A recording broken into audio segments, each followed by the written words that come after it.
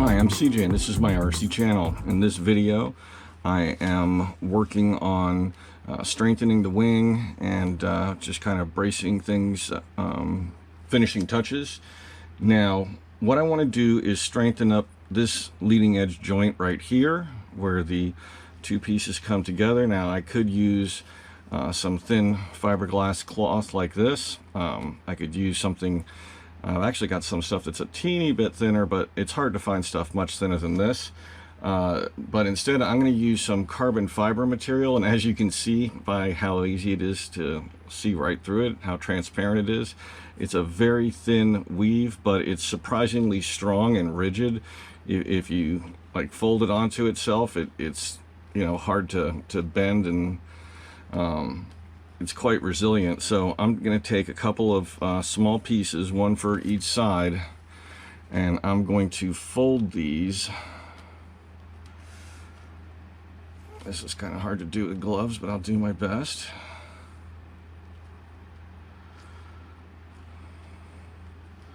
I'm going to try and fold it in 3.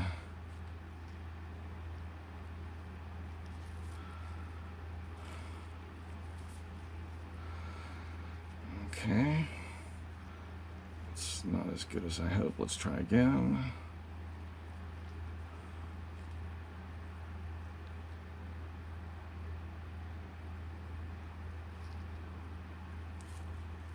There we go, that's better. Okay, so now I'm going to kind of fold this over the leading edge here. Sorry about the camera. I need to move it away a little bit.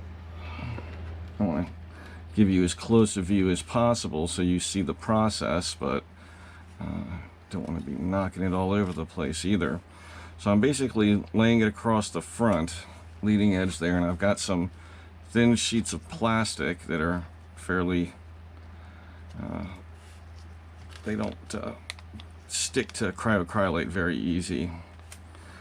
And I'm kind of going to use this to hold it down.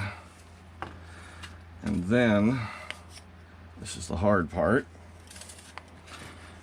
kind of got to dribble some CA in from the back side.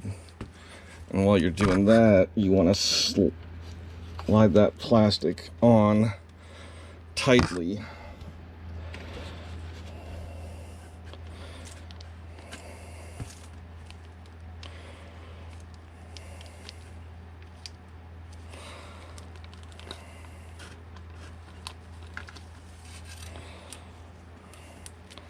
And there we go.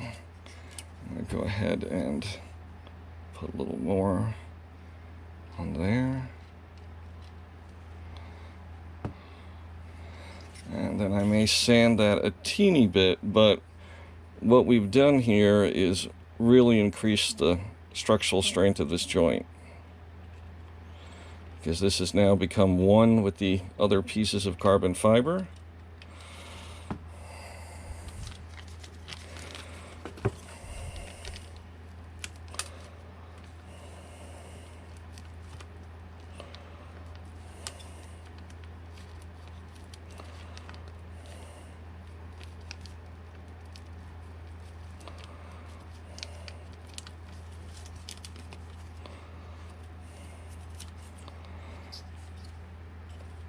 Okay.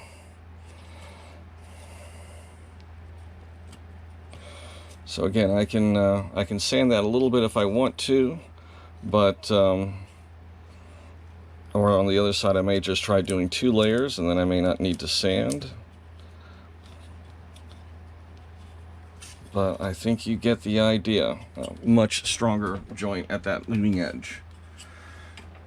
So now I can do the other side, and if you've seen it once, you've seen it 100 times. So I'm going to go ahead and move the camera out of my way so I can do this a little more gracefully. I will come back when I'm moving on to the next item. Okay, now I'm going to reinforce the leading edge as I had described earlier, or talked about it. But this is how I'm going to do it. I've used this technique before and it works quite well. I'm going to lay this piece of plastic over this area here. That, and I'm going to take some blue tape, masking tape, and I'm going to tape that plastic down so I can pull on it like this and wrap it around. And I'm going to take this piece of fiberglass cloth that I've already cut, and I'm going to line it up on here.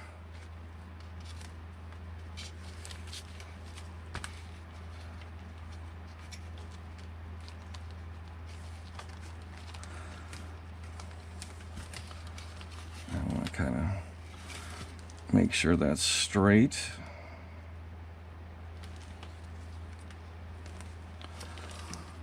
I'm going to pull this back around this way.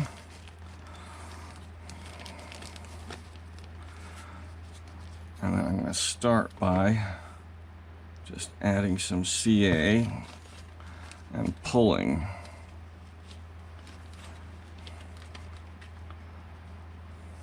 And you see how that just became clear almost. It attached itself right away. Now I can come from the upper side, pull this back.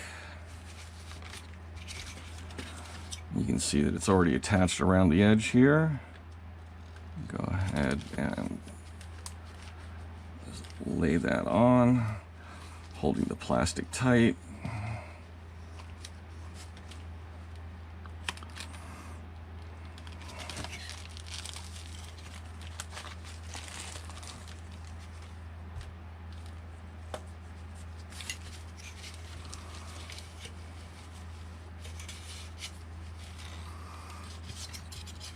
Okay, and as you can see, I've got a nicely laminated piece of fiberglass cloth there, and that makes this a lot stronger. I'll go ahead and put a few more drops of CA right along the leading edge, just to anywhere that the leading edge might still have some absorption.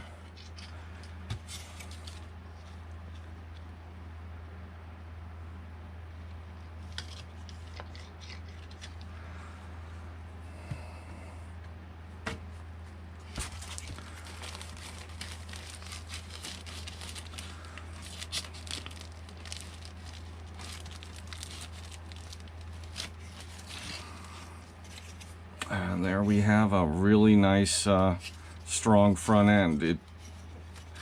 You can see that it adds almost no thickness to it when you kind of, vacuum bag it down on top like that. There's a little bit at the edge here I'll trim just to make it neat and clean, but otherwise perfect. So that is going to make a much stronger center wing section in the end, because all the stress is at these 2 points here, where our 2 bolts are. So this thing is going to get potentially rocked if it takes an impact from the outer edge, either corner or along the way, and that all comes right down to here. So now I'm going to do a few gussets. First I'm going to cut some out and trim them and such, and I'll show you how I do that and where I'm going to put them. I've talked about this before. The main places are at the leading edge and the outer ribs, just a little triangle here, the opposite side, and then here. The rest of the wing is good and sound. Now that I've braced up this section, there's nothing that needs to be done out here. The wing tips are in good shape. Hopefully you've saturated this soft balsa with some CA and then given it a light sand. So I'm going to do those 4 gussets, and then it's time to work on the spoiler. Thanks to the good old miter box and a razor saw, I was able to cut some perfectly accurate little triangular gussets. Nice little 45-degree angles out of some, I think this is 3/16" balsa.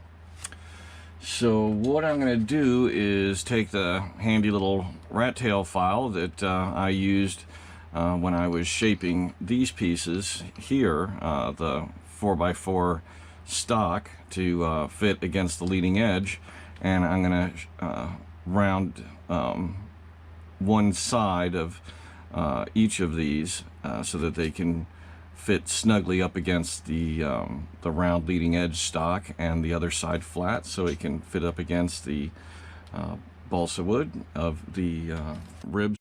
And then I'm going to glue those in. So I will do some shaping on these and be right back.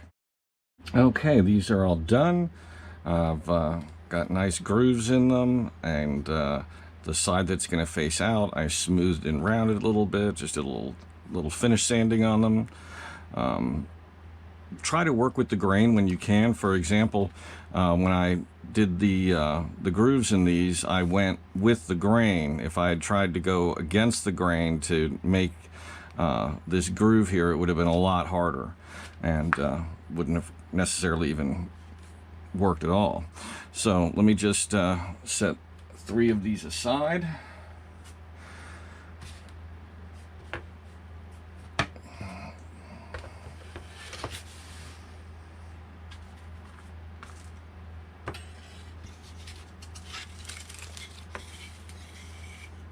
And let me bring the wing into view here. So what I want to do is put this gusset right there.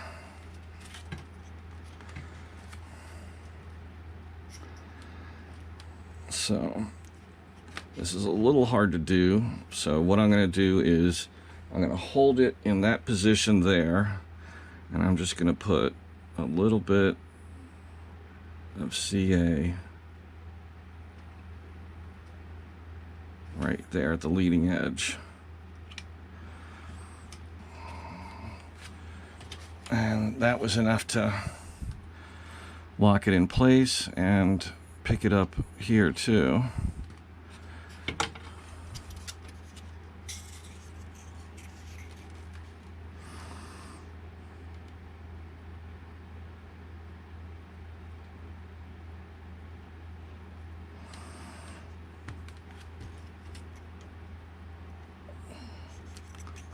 Okay, that's gonna dry up nice, and that little bit of a brace is gonna make a big difference in, you know, because in a crash, this leading edge could break away from the ribs here, and this is gonna help prevent that from happening.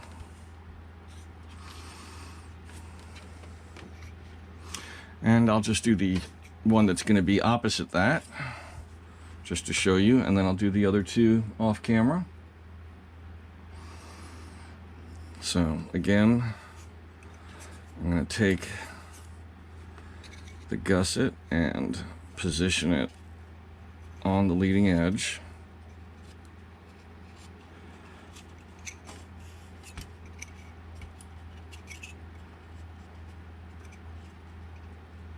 And this time I'm going to put a few drops down here because of the position that I'm holding it.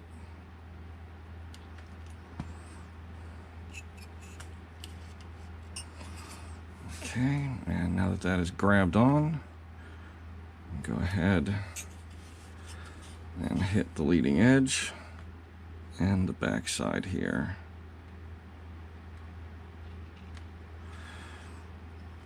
And it looks like there's a little gap to fill. I'll come back around with some gap and some zap and just make sure that that gets a little fillet, but it's probably solid enough, but it never hurts to be thorough. Okay, that should be it for the strengthening of the wing. So now it's going to be time to work on the spoiler, and that's going to involve setting up the servo, cutting a hole for the wire to go through, and we're going to start moving into electronics and controls and get the stabilizer done. And as I mentioned, I'm not using the included pull method. I'm going to be using some very thin carbon fiber. These are about 0.75 millimeter carbon fiber rods, and I have this stuff that's called pitot tubing, and this is about 1 millimeter in diameter. It's very thin tubing, weighs almost nothing, and so I will pull this through the tail boom, and well, you'll see all of that as I do it, but I'm going to be using this instead, and making an actual push rod instead of using the spring method, which I've probably already told you 5 or 6 times. And then we're going to talk about things like what battery you might want to use. Just for example, here are 2 batteries that will definitely fit in the fuselage. And I've already tested this larger one. It drops right in nice and easy and has lots of room. Probably tuck the ESC in beside it. Excuse me, BEC, not ESC. No speed control here. Just power. It's got to be stepped down from the higher voltage of the lipos. Now this is 0.90, and this is 300 milliamps. And the main reason I might switch from one versus the other, I mean, this would probably fly the glider for a good hour or two, far longer than you're going to get off of any single or even a handful of high start launches. But I might go with the bigger battery just because I may need to add weight to the nose anyway. So if I need to add an extra ounce or 2 to the nose, why not add it in extra battery power, and then I could fly as long as I want without having to worry that the battery might be running down. If I do use this, I will probably use a small battery voltage alarm, so I'll get a tone or a beeping if it starts running low on juice. But yeah, the BEC is also very small. This is the one I'm using. It's made by Blue Sky. These were just a few dollars a piece. It's extremely small. One of the things I'm going to do with this glider, because there's not a lot of space, is I may cut down some of these wires and resolder them, and get rid of most of the wire. Since this is going to be plugging into the battery, it really doesn't need more than a ½ inch of wire or so coming out of it. And then whatever, length this needs to get to the receiver, depending on where the receiver's positioned, I may actually need more wiring. So that's going to get all planned out, and I will talk about that in detail. And I've got some other kits coming up. Earlier today, I ordered another one of these gliders. I broke down and did it, and this time I'm going to build it as a powered glider. And just to whet your appetites for more, not only am I going to make it a powered glider, but I am also going to build it without the dihedral here. So it's going to be a flatter wing, and I'm going to build ailerons into the rear surface of this wing. I'm going to use the existing structure, and when I build it, put in a couple of uprights in between, and then once it's built, use a razor saw to cut in between those uprights and have the wing and the ailerons. And I am also going to skip the spoiler and go with flaps. And so this is basically going to be a 2-meter F5J. It's going to be super light, and I've got some really small servos I've got some extremely thin servo wire to run out the wings, because the servos are going to be mounted out in the wings. So I've got a little 20 amp ESC that's not much bigger than this, and a nice powerful little motor that puts out about 140 to 170 watts of power with a 3S LiPo. And I've found some 3S LiPos that are about, I think they are 500 milliamp batteries. So they're going to be about somewhere in between the size of this and the size of this, because these are only 2-cell. So I wanted to go with 3 cells to really get the power out of that motor for quick high climbs. Because with a powered glider, you're generally not running the motor for very long. You run it long enough to get yourself altitude, and then you cut it off, let the prop fold back, and you glide around. And then when you get low to the ground again, you punch it back up again. If you actually were flying F5J competition, you're only using the motor one time to get yourself to altitude, and that's all you get. So it should be an interesting build.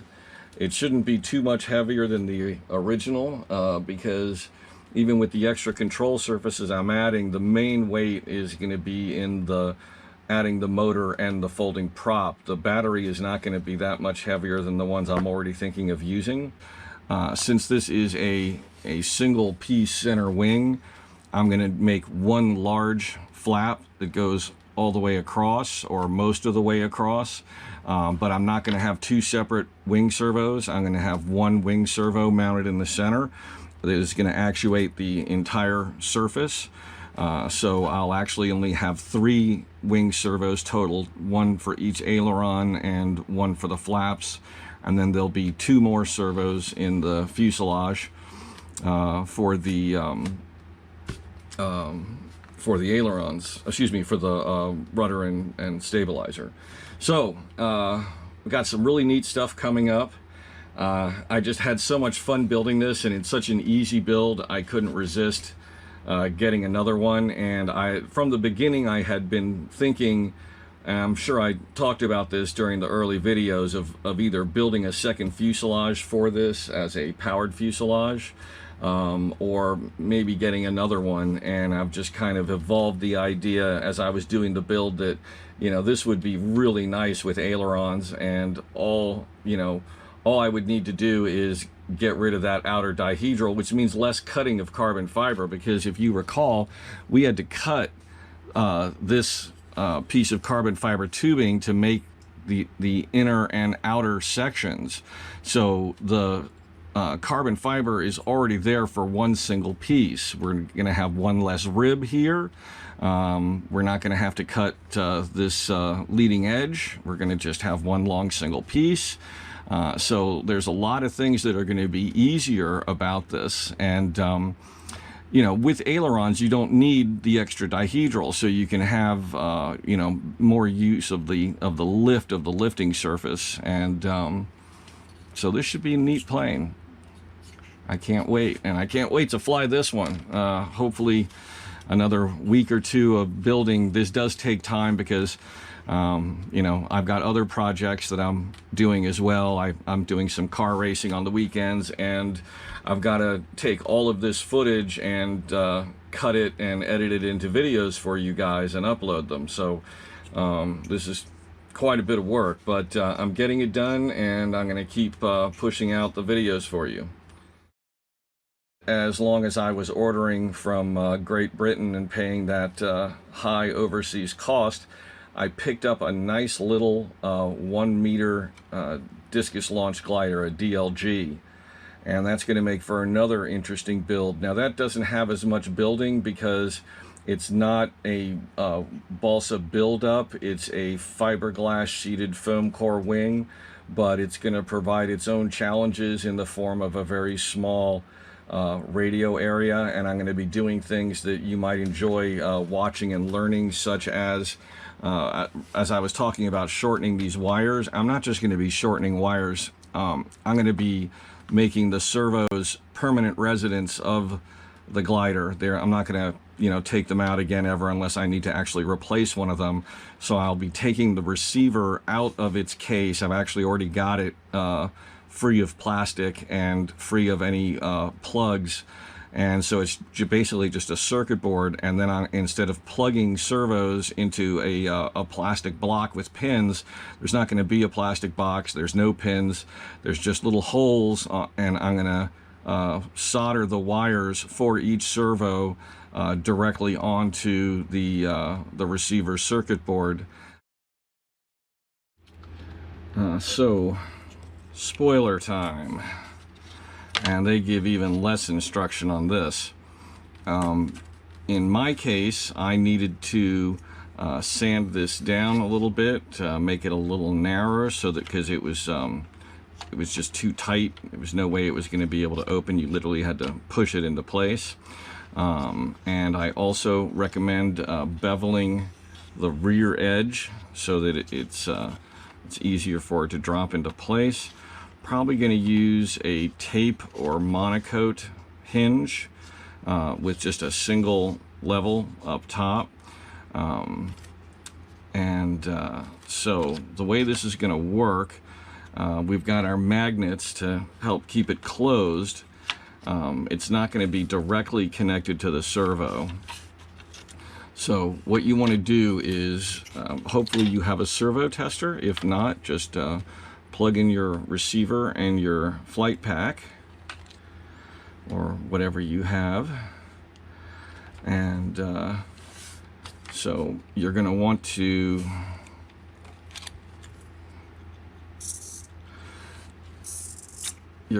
set the servo initially so that it's all the way counterclockwise, and you're going to want to face it in this direction. I mean, you could build it on this side if you want and do it the opposite direction, but basically you want it on its side, and you want the longest arm you have, and we may need to take some fiberglass or some very thin ply and make a slightly larger arm for this, just a little longer, maybe with a bit of a curve to it, to help lift up the spoiler.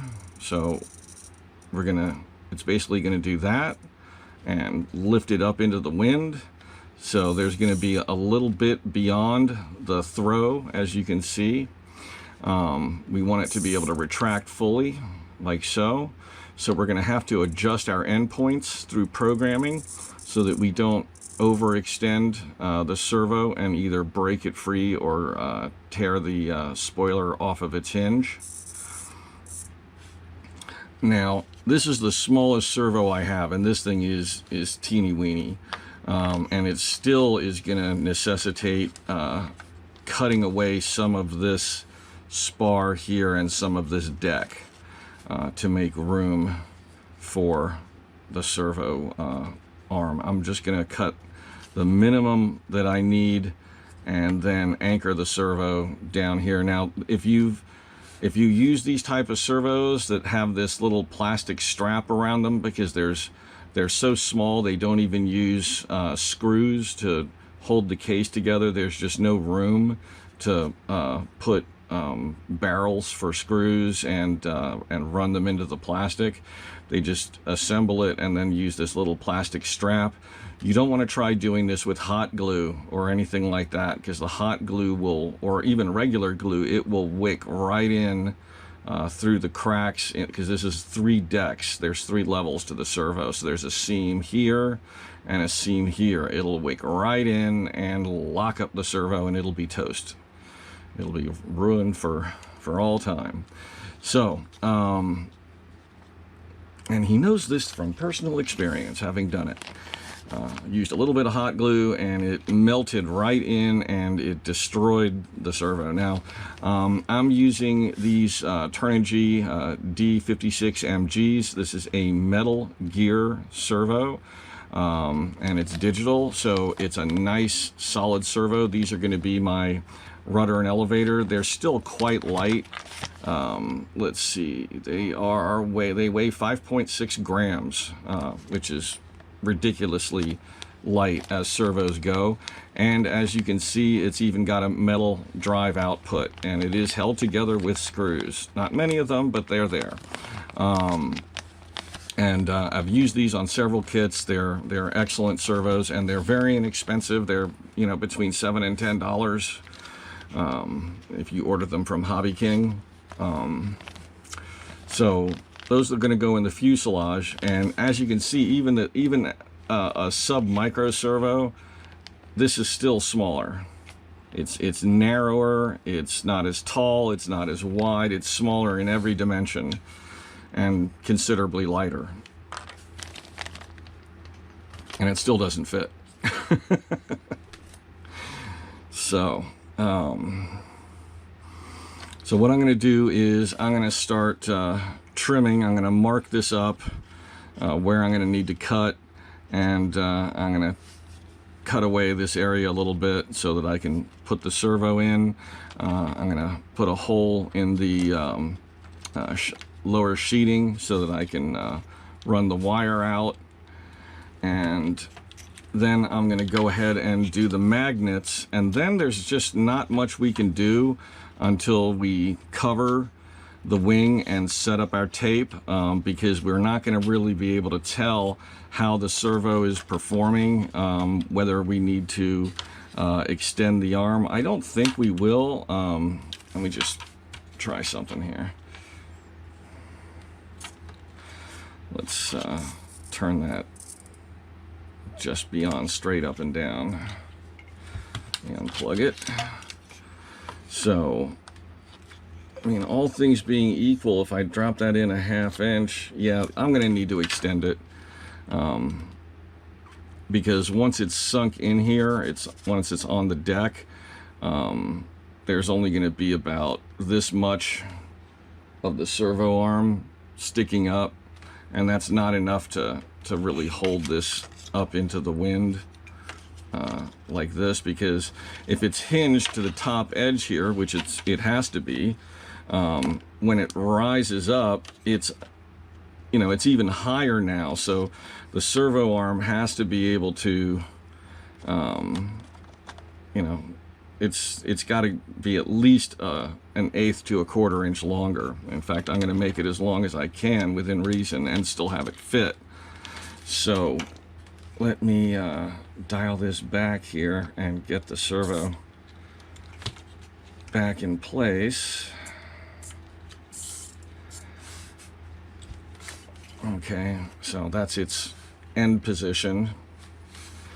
And so if I mount this right up to the front here like that, I can add at least 1/4 inch of arm onto this. And I think what I'm going to do is just take, well, I'm going to tinker with some stuff, and I'll come back to you and show you what I actually come up with. So that means I've also got to take even more material out in this area. I don't think it's going to be a problem, because we've got so much structure here at the center rib. Cutting away part of this rib isn't a problem. We've got the outer ribs, we've got all this sheeting. It's solid, so we're fine. Kind of had to figure some stuff out along the way. For one thing, this sheeting is very thin and not very strong, so I'm using a small piece of 1/64 inch ply, and I'm using a 1/32 inch ply to make a little arm that I have attached to the existing servo arm with a pair of small screws. Now, to make those holes, I used a small hand drill and a couple of different bits from this set. This goes from 1.1 millimeter to 2 millimeters, and there's a bunch of bits in another box that go down even smaller. You can find a set like this on Amazon. It's very handy to have. So what I did was I used a 1.5 drill bit to enlarge a couple of the holes on the servo arm, and then I used a 1.1 to make some pilot holes through this piece of ply. Now I had also saturated it a bit with CA, because once you start working with plywood this small, it can break and flake apart. So I saturated it and let it dry so it was nice and tightly glued together. And so now I can use a cutter and trim off the excess of the screws. And this much longer arm is going to provide a lot more leverage, as I will show you in just a moment.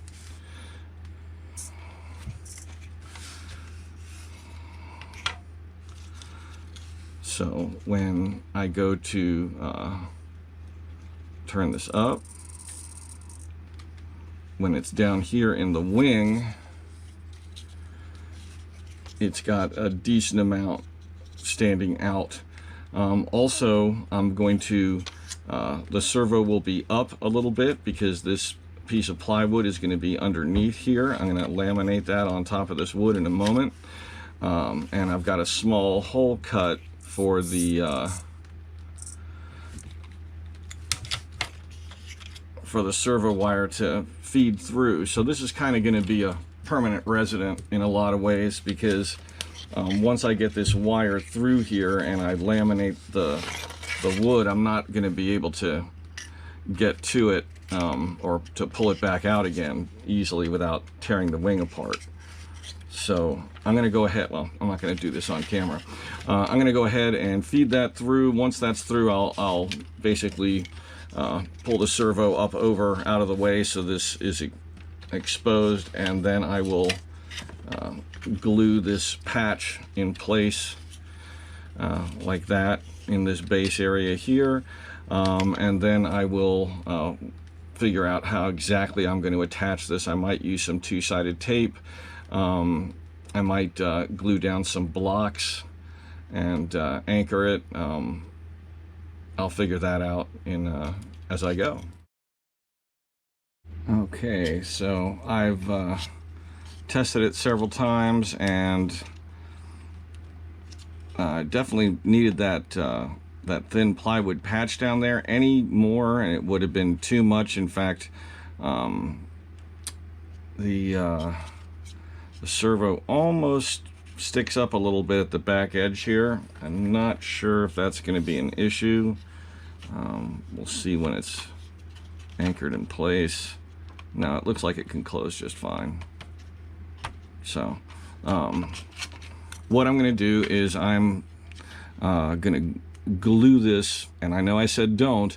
I'm going to use 5-minute epoxy, and mainly the back side here, and then just underneath, and I'm going to mix it up and wait till it's, you know, starting to set a little bit, so it's not going to wick in here because it's not like CA, and it's not going to melt anything because it's not hot glue. So I think I'll be okay with 5-minute epoxy. I'm putting the servo just under the edge here to get it as far forward as possible without, you know, running into the servo arm. So that looks like it's the spot right there, and the arm actually overhangs a little bit. I trimmed a little bit of wood along the bottom edge there, and that allows the arm to drop down and under if it needs to, so it'll just push against the covering. In other words, if it turns to its full extent, now, you know, once I program the radio properly and manipulate the endpoints, that won't be a problem. But I need to be careful when I'm first starting this thing up and plugging it into the radio that I don't let the servo, you know, overextend and damage itself, because it is plastic gears. That's the main thing I'm worried about with this. But there's just no real way around it. The space is so small that you know, I don't see what other option there is, because I mean, the only way I could have made more space vertically for this servo would have been to remove the balsa wood and sheet the bottom with plywood instead of balsa. So anyway, I'm at where I'm at. I'm going to see how it goes. I just need to be careful that I don't let the servo overextend itself, because if it turns all the way up, it will run into this piece of wood right here, and that will make it try to tear the servo up off the base that it's going to be glued to, which is more likely at that point to break one of the gears or break the servo arm. So we'll see. Okay, servo is in. Servo is fully operational. I just have to make sure I don't go beyond there. So the servo successfully mounted.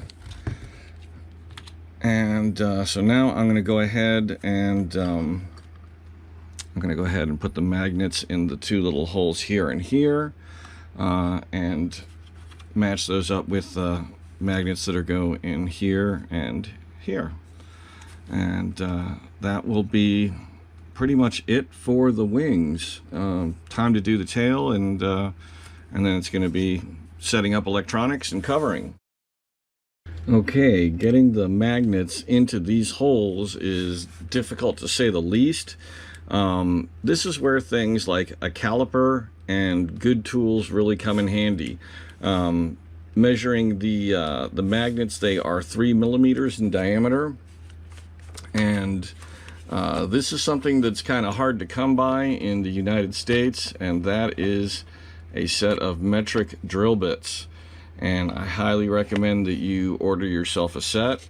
And I am basically doing this with a hand drill. This is actually the handle for a tap and die set.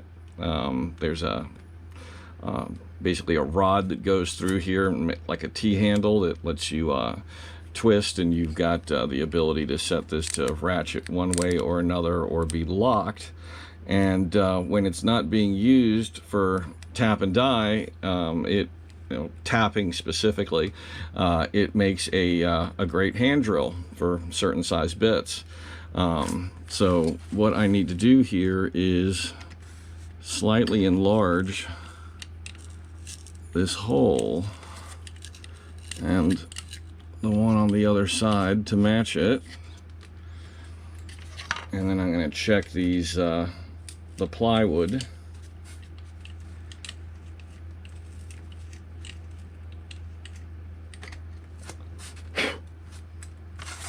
Let's see how these guys are. They're fine. Yep. Okay, so that should make things a lot easier now. I'm going to go ahead and continue with the process off camera. Basically, I'm just going to, make sure the magnets are facing each other, and put, magnets in one here, one here. You get the idea. We want them to hold this down in place and lock it down. So I'll come back in a minute and show you how that goes. I am going to start by using CA on them. And then I am going to probably make a small layer of epoxy over top, just to kind of make a cap, or just something to keep it from pulling out. I don't know how well the CA is actually going to do long term, so just having a thin film over the top of it, not much thicker than a sheet of saran wrap, that might do the job. So we'll see. Okay, I wanted to give you a demo. The gluing process worked just fine. I think I'm going to be able to get by with just CA. So here is how it works. I laid down just a thin piece of masking tape to give you a little demo. And there's our spoiler.